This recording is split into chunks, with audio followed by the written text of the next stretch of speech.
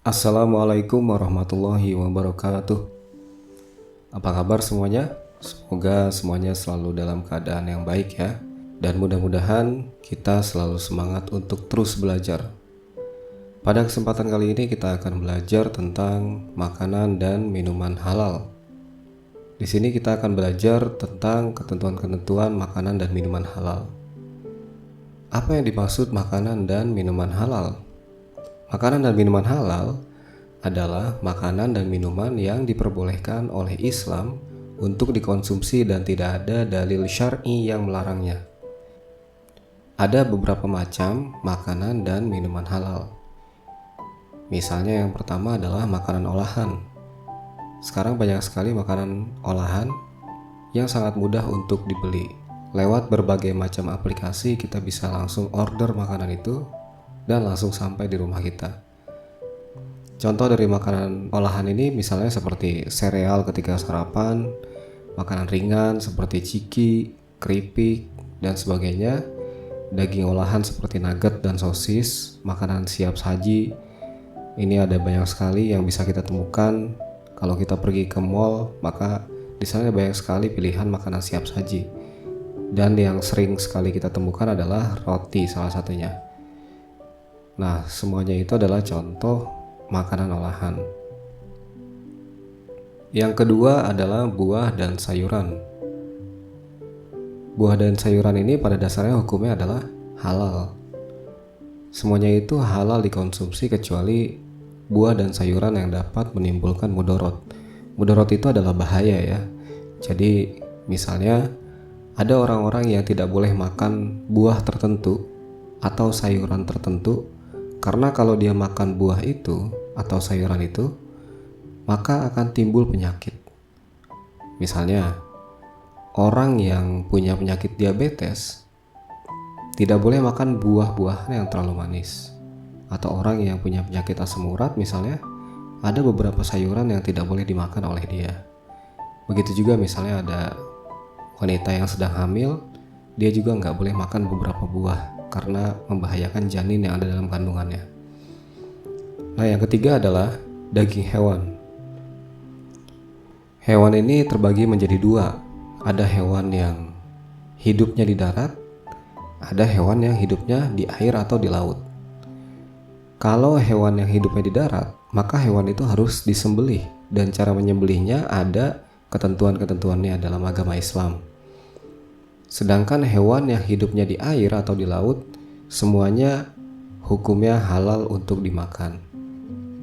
Jadi hewan apapun yang ada di air atau di laut, selama mereka hidupnya hanya di air ya, bukan di dua alam, maka mereka boleh untuk dimakan. Apa sih kriteria makanan halal? Yang pertama, zat dan wujudnya harus halal. Jadi zatnya itu, kandungan makanannya, zat-zat yang terkandung di dalamnya harus halal menurut Al-Quran dan hadis. Tidak dilarang dalam Al-Quran dan hadis. Zatnya itu tidak kotor dan tidak menjijikkan. Kemudian yang ketiga, tidak mendatangkan mudorot. Jadi misalnya kita membuat makanan, lalu ketika kita membuat makanan itu ada kotoran cicak yang masuk ke dalam makanan itu, maka otomatis makanan itu hukumnya menjadi haram karena ada kotoran atau ada najis yang masuk ke dalamnya. Atau misalnya kita membuat minuman, lalu ada kotoran cicak yang masuk ke dalam minuman itu, maka hukumnya minuman itu menjadi haram karena ada kotoran atau ada sesuatu yang menjijikkan.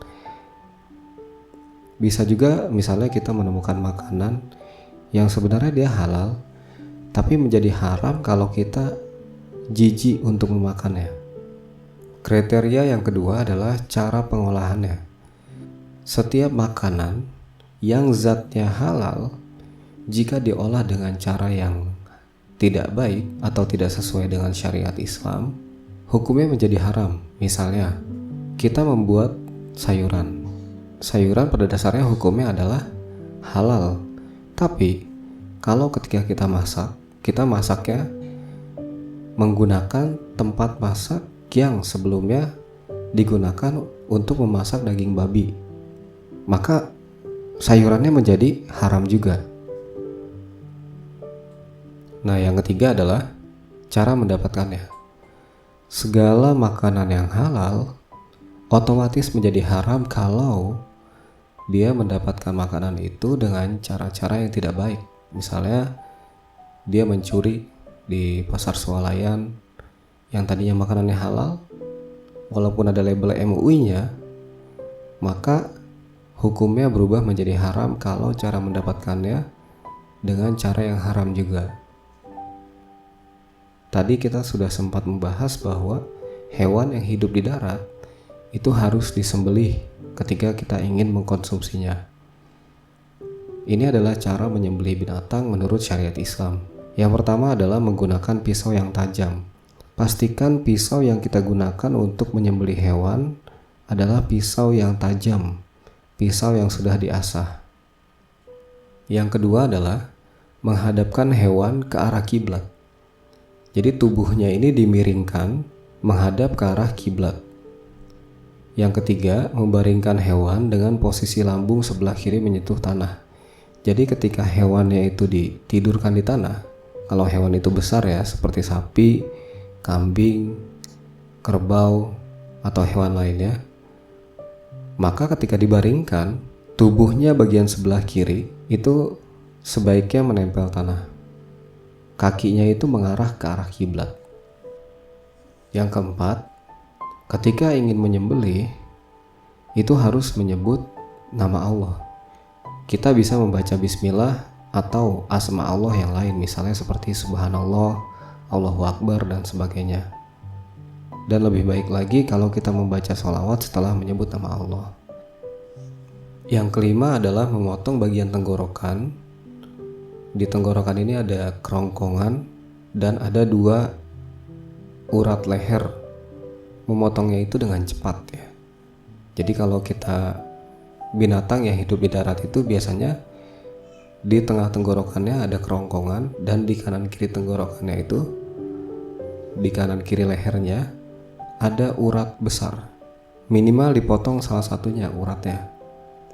Lebih baik kalau dipotong dua-duanya. Jadi ada 3 bagian yang dipotong di leher, kerongkongan dan 2 urat leher. Adapun kriteria minuman yang halal untuk dikonsumsi, yang pertama adalah tidak memabukkan. Jadi kalau ada minuman yang mengandung zat-zat memabukkan, maka hukumnya haram. Walaupun kita cuma minum sedikit, itu hukumnya haram. Walaupun pas kita minum kita nggak mabuk, tapi di dalamnya ada zat yang memabukkan, contohnya alkohol. Minuman beralkohol, walaupun alkoholnya sangat sedikit, hukumnya tetap haram, karena alkohol itu bisa memabukkan. Yang kedua, tidak mendatangkan mudorot bagi manusia. Minuman-minuman yang bisa mendatangkan mudorot bagi seseorang, maka minuman itu jadi haram, walaupun hukum aslinya adalah halal. Misalnya, orang yang punya penyakit lambung parah itu tidak boleh minum kopi. Kopi itu pada dasarnya hukumnya halal.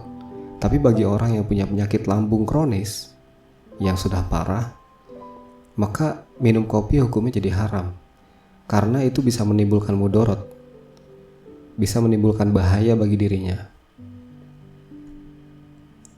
Yang ketiga, minumannya itu harus suci.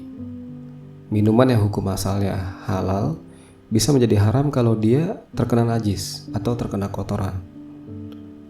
Seperti yang tadi sudah dijelaskan, ketika kita ingin minum, lalu tiba-tiba ada kotoran cicak yang jatuh ke minuman kita, maka otomatis minumannya jadi haram karena dia sudah tidak suci lagi. Yang keempat, harus didapatkan dengan cara yang halal.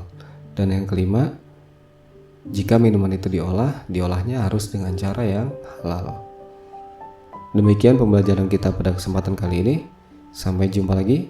Wassalamualaikum warahmatullahi wabarakatuh.